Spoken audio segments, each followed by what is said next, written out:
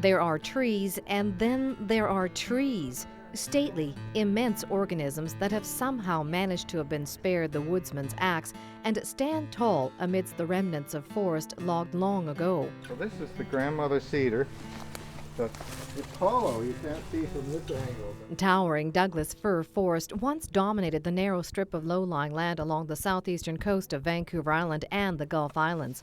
Now only fragments of these unique ecosystems remain. Get right down on my hands and knees to get through here.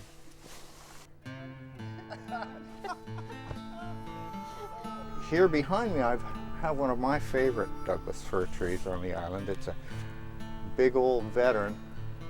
I don't know whether you can see the whole tree. It's hard to get it on a camera.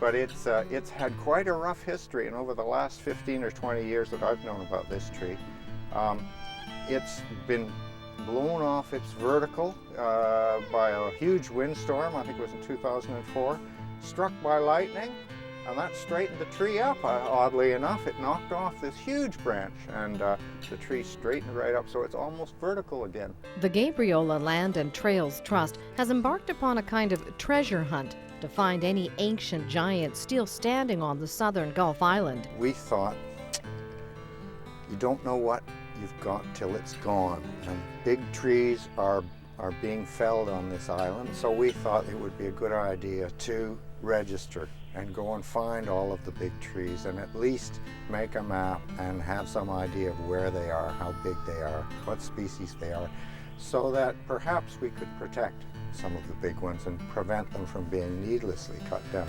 GALT is creating a database of the biggest trees on Gabriola.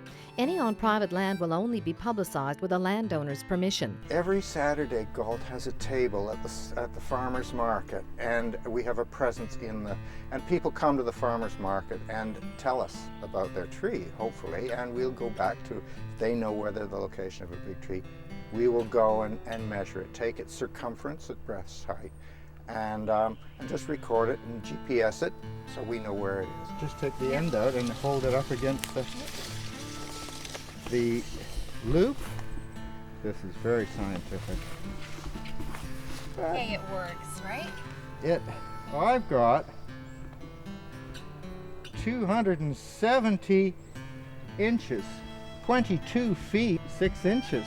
That's a new record for Gabriola. That's the biggest tree I've measured so far. The recognized measure of a tree is its diameter at breast height, about 1.3 meters above the ground.